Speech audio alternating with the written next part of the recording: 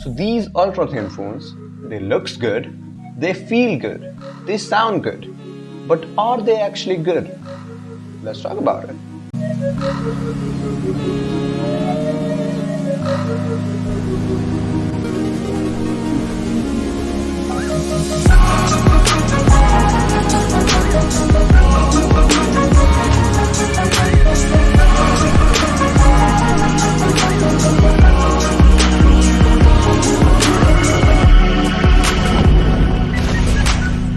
So in 2025, there's now latest trend in the smartphone world about the thin phones. So Samsung always, as usual, stood first. So let's see why thin phones are not the good choice to buy in every decade. So every individual new phone launches with two graded and the best thing, which are pros and cons. And as per my observations, there are four major drawbacks or downside of these ultra thin phones. So the number one downside of these thin phones are just the batteries.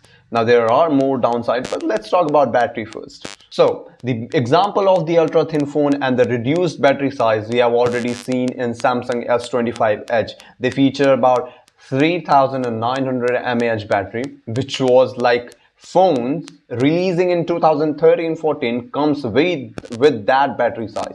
And now the starting battery size of phones are about 4900 mAh to 5900 mAh.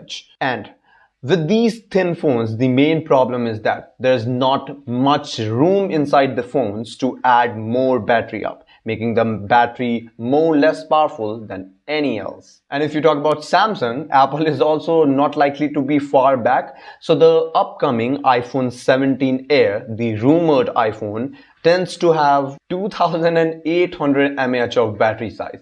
And it's not likely to be standing in today's standard anywhere in comparison of battery. Now, for the battery in 2025, there are two big options you can go for. So either you can go for lithium-ion battery, which is like you need to compress the battery, making the battery reduce more, or you can go for silicon carbon batteries, the latest 2025 trend, which are small in size but are more powerful than any lithium-ion batteries. So the battery issue is not only the problem in ultra thin phones, there are much more problems. So there is an thermal management issue, which is one of the peak line issues in 2025. Like we have already seen the heat waves coming in UK, which disrupt whole iPhone features, like iPhone getting the notification out that you need to cool down your phone. And these ultra slim phones are also carrying that same feature around, which is getting more heater regularly just because there's not room inside the phone to make it more thermal capable in terms of any stuff going on in your smartphone. Now the third and one of the highly known reasons of the ultra thin phone drawbacks are like durability and repairability issues. So we have already seen the past Samsung phones and iPhones which are bending off. We have already seen iPhones bending test and they are completely shut off. Now the today's standard phones which are made up of titaniums are not likely to be bent often, but it could be if you make the phone ultra thin. So one more of the major contradictory thing of this ultra thin smartphone world are poor sound qualities. So we know the sound qualities of any phone works like there is a room inside the phone, making it more bassier, making it more louder. But if you make ultra thin phones, there's less room for you to fit a great speaker, for internal woofers, for internal surrounding sound, and also the larger volume gap. But the S25 Edge is not likely to be, comes under this criteria of not having a good volume.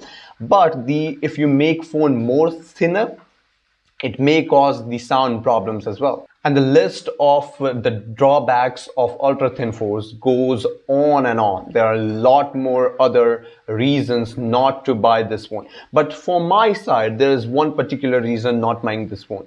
If you are willing to pay, $1,100, $1,200 or $1,000, you want a phone to be durable, you want a phone to be repairable, you want a phone to be highly graded, thermal capable, and also the good stuff adding inside it, which is camera, which is sound, and all those stuff.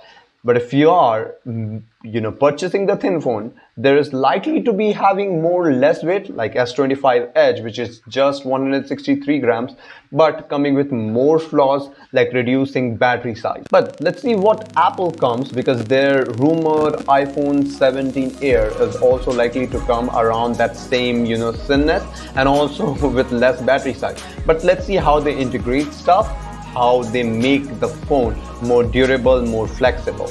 Until that time, keep vibrating just like